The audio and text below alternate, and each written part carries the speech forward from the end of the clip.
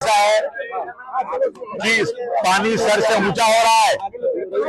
एक तरफ आतंकवादियों ने कश्मीर के अंदर हमारे 27 भाइयों को मार दिया, शहीद कर दिया, और वहां पर जितने भी लोग काम करने वाले मुसलमान थे उन्होंने अपनी जान भी गंवा दी उनको बचाने के लिए।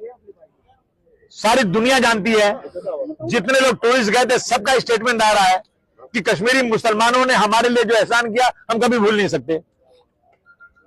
मारने वाले भारतवर्ष के नहीं थे मुसलमान, और अगर भारतवर्ष के भी होते तो उनको मार दो गोली, कौन मना कर रहा है?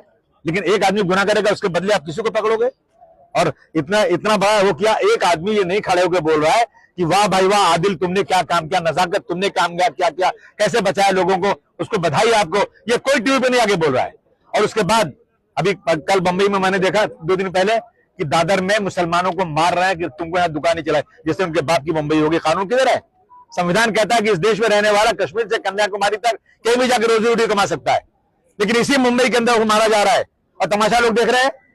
और एक मिनिस्टर जब मिनिस्टर बनता है, एमएलए बनता है, शपथ लेता है, और वो जाकर इतना ओछा, इतना छोटे जहन का इंसान है कि इसका काम ही सिर्फ है। मैं तो कहूंगा फडणवीस साहब से उसको एक ऐसा पोर्टफोलियो दे दो जिससे मुसलमानों को गाली देने वाला हो। सर कल ही आप राज्यपाल को मिले? हम मिले, वही सब चीज है। मैं सीपी से मिलने जा रहा हूं और मैं हर जगह जाऊंगा, मैं सड़क पर निकलूंगा, सबसे बोलूंगा, इसके खिलाफ आवाज उठाऊंगा कि ये जो हो रहा है इसको बंद किया जाए, ये जो नारायण राणे को मिनिस्ट्री से निकाल दिया जाए पूरे देश में। अब कहां बताऊं मैं? कहीं ना कहीं सर मुसलमानों को एक अलग नजरिए से देखा जा रहा है।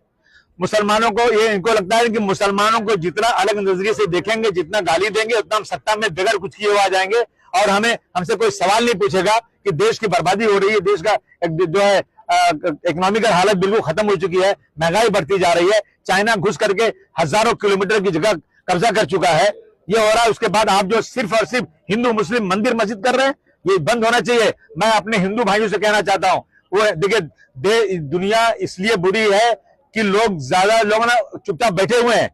दुनिया बहुत अच्छी है लेकिन बुरे लोग आगे आ रहे हैं, इसलिए जो लोग अच्छे लोग हैं हिंदू भाइयों से कहना चाहता हूं, आगे निकलिए, देश को बचाइए, और ये जो लोग जो धर्म का नाम बांट रहे हैं ना, उनके खिलाफ कंधे से कंधा मिलाकर हमारे साथ खड़े होइए और ऐसे सांप्रदायिक लोगों के खिलाफ सड़क पर उतरिए और ये नफरत बंद कीजिए। देश में बहस होना चाहिए, डेवलपमेंट की देश में बहस होना चाहिए, अस्पताल बने, स्कूल बने, लोग अच्छी तरह रहे, लोगों को 2 रोटी मिले, ये होना चाहिए। परंतु इस देश में सिर्फ और सिर्फ मंदिर मस्जिद, हर मस्जिद के नीचे उनको मंदिर ढूंढना है, हर मुसलमान को आतंकवादी बनाना है, ये काम ये बंद होना चाहिए। ये हम कमिश्नर के पास जा रहे हैं और उनसे बात करेंगे कि आप तुरंत जो है ना इस पे एक्शन लीजिए।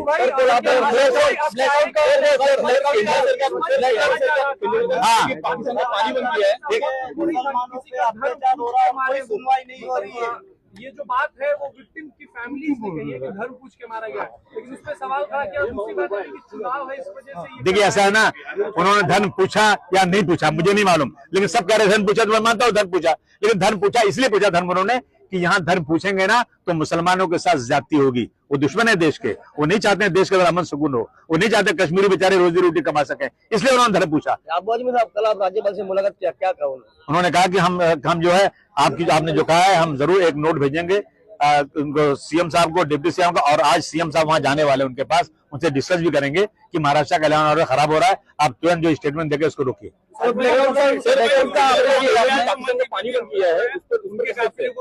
गुंडा कर दी एक एमपी, मतलब ये इस देश में बोलने का वो पूरा जो है कानून खत्म हो चुका है, आजादी खत्म हो चुकी है इस देश के अंदर, आदमी अपनी बात कह नहीं सकता है। ये लोग जो चाहे कह दें, जो चाहे कर ले, और हाँ टायर फेंका गया उनके ऊपर, उनको मारने की कोशिश की गई है, ये सब देख रहे हैं, दुनिया देख रही है।